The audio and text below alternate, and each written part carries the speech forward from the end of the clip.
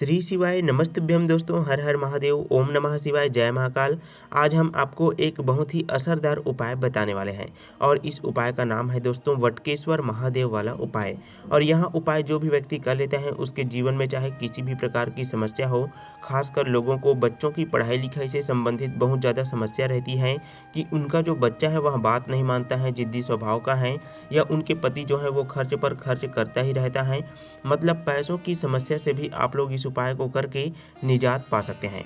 खासकर वे लोग इस उपाय को ध्यान से सुनेंगे जिन लोगों को अपने किसी भी प्रकार की मनोकामना जो है उसे पूरा करवाना हो, क्योंकि दोस्तों यह मनोकामना पूर्ति का उपाय है। और इस उपाय को पूज्य गुरुदेव जी ने अपनी कथा के दौरान बहुत ही विस्तार से बताया है, जिसे मैं आप सभी को बहुत ही अच्छी तरह से समझाने का पूरा प्रयास करूंगा। यदि आपको कुछ भी चीज़ समझ में नहीं आता है तो आप हमें कमेंट करके पूछ सकते हैं। उपाय को करने में आपको गलती बिल्कुल भी नहीं करना है, लेकिन यह उपाय बहुत ही सरल सा उपाय है। आप इस उपाय को आसानी से समझ सकते हैं और आसानी से कर भी सकते हैं। अब देखो दोस्तों, वटकेश्वर महादेव वाला उपाय है, तो इस उपाय को घर के कौन कौन से व्यक्ति कर सकते हैं। तो दोस्तों इस उपाय को घर के कोई भी सदस्य आसानी से कर सकता है। जिस व्यक्ति को अपनी मनोकामना को पूरा करवाना हो, जिस व्यक्ति को अपनी समस्या को जो है वो दूर करना हो, जिस व्यक्ति को अपनी समस्या से राहत पाना चाहता है, जो भी व्यक्ति है ना, वह व्यक्ति इस उपाय को आसानी से कर सकता है। लेकिन उपाय का लाभ आपको दुगना तरीके से लेना है दोस्तों। तो यह उपाय घर की माता बहनें करेंगी तो और भी ज़्यादा लाभकारी रहेगा, क्योंकि घर की जो माता बहनें होती हैं वह घर की लक्ष्मी होती हैं, और घर की लक्ष्मी जब कोई भी उपाय को करती हैं तो उस उपाय का फल आपको दुगना होकर मिलता है। अब दोस्तों आपको नाम से ही समझ में आ रहा होगा कि यह वटकेश्वर महादेव जी का उपाय है, यानी कि आपको इस उपाय में वट वृक्ष के आसपास में जाना होगा। और वट वृक्ष किसे कहते हैं दोस्तों, तो बरगद के पेड़ को ही वट वृक्ष कहा जाता है। लेकिन उससे पहले आप यह जान लो कि इस उपाय को आपको कब करना है ना, किस समय पर करना है और कैसे करना है। तो दोस्तों वटकेश्वर महादेव जी का उपाय है, और वटकेश्वर महादेव जी के उपाय को सिर्फ और सिर्फ आपको सोमवार के दिन ही करना चाहिए, है ना। चाहे कोई भी महीना हो, उस दिन सोमवार होना चाहिए। सोमवार के दिन आप वटकेश्वर महादेव वाला उपाय आसानी से कर सकते हैं। अब दोस्तों बात करते हैं सोमवार के दिन आपको कौन से समय में इस उपाय को करना है ना। सुबह के समय में करना है कि शाम के समय में करना है। तो वटकेश्वर महादेव वाला उपाय है, तो इस उपाय को आपको शाम के समय में ही करना होगा, क्योंकि दोस्तों इस उपाय में आपको 2 सामग्री की ज़रूरत पड़ने वाली है। पहले नंबर पर आपको 1 लौंग लेना है और दूसरे नंबर पर आपको गोल बत्ती वाला दीपक। यदि दोस्तों आप इस उपाय में लौंग का उपयोग कर रहे हैं तो लौंग कहीं पर भी टूटा फूटा नहीं होना चाहिए। लौंग के ऊपर जो फूल बना रहता है वहाँ फूल भी लगे हुए रहना चाहिए। और गोल बत्ती का दीपक आप चाहे तो आटे का ले सकते हैं, चाहे तो मिट्टी का भी ले सकते हैं, इसमें कोई दिक्कत वाली बात नहीं है दोस्तों। अब बात करते हैं इस उपाय को आपको शाम के समय, प्रदोष काल के समय, मतलब आपको कब करना है ना। तो दोस्तों हम आपको बता दें कि शाम के समय 6 से 7 बजे के बीच में ही प्रदोष काल का समय रहता है। इस समय सूर्य जो है वो अस्त होता रहता है, तो इस समय ही आपको वटकेश्वर महादेव वाले उपाय को कर लेना है। अब दोस्तों हम आपको डायरेक्ट उपाय को करने की विधि के बारे में बताते हैं। जैसे कि पूज्य गुरुदेव जी ने बताया है उसे ही हम आप सभी को अच्छी तरह से समझाकर बताने वाला है।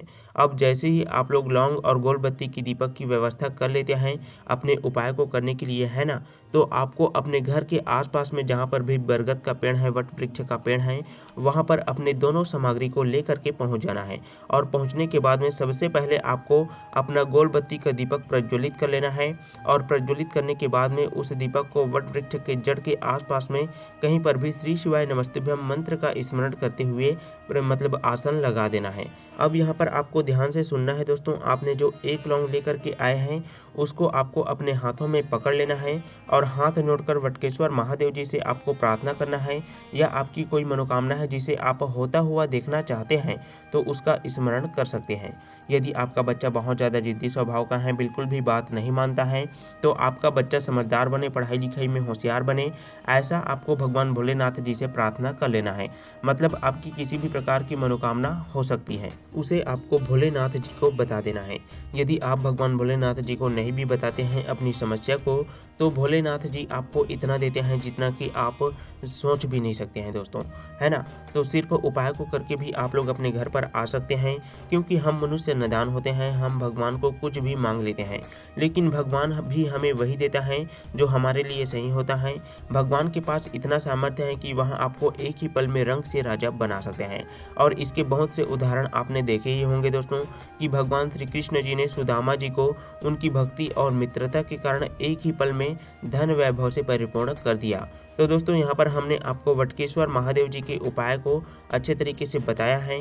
यह उपाय आप आसानी से किसी भी सोमवार को कर सकते हैं। यदि दोस्तों आपने बहुत से उपाय को किए हैं और अभी तक आपको लाभ नहीं मिला है, तब भी आप लोग घबराएं नहीं, भगवान भोलेनाथ जी पर विश्वास बनाए रखें। और अब आप कोई भी उपाय को नहीं करना चाहते हैं तो बिल्कुल भी ना करें, लेकिन अब आपको सिर्फ और सिर्फ एक ही काम करना है, आपको भगवान भोलेनाथ जी का नाम जप मन ही मन करते रहना है। नाम जप में इतना शक्ति होता है दोस्तों कि आपके किसी भी प्रकार की समस्या को आप नाम जप के द्वारा ही दूर कर सकते हैं। बस आपको नाम जप को बढ़ाना पड़ेगा। जितना ज़्यादा आप नाम जप करेंगे तो आपके जो पुराने जन्म के जो पहले पाप हो गए हैं, वह पाप जो है वो पूरी तरह से नष्ट हो जाएगा। उसके बाद में आपकी समस्याओं का अंत पूरी तरह से होगा ही होगा और आप सुखमय जीवन भी व्यतीत करने लगेंगे। तो दोस्तों यदि आपने यहाँ तक वीडियो को देख लिया है तो कमेंट बॉक्स में भगवान भोलेनाथ जी का नाम जरूर ही लिख देना है, ताकि हमें पता चल सके कि आपने हमारे इस उपाय को ध्यानपूर्वक अंत तक के देख लिया है। तो दोस्तों आप सभी को श्री शिवाय नमस्तुभ्यम, हर हर महादेव, ओम नमः शिवाय, जय महाकाल, जय भोलेनाथ।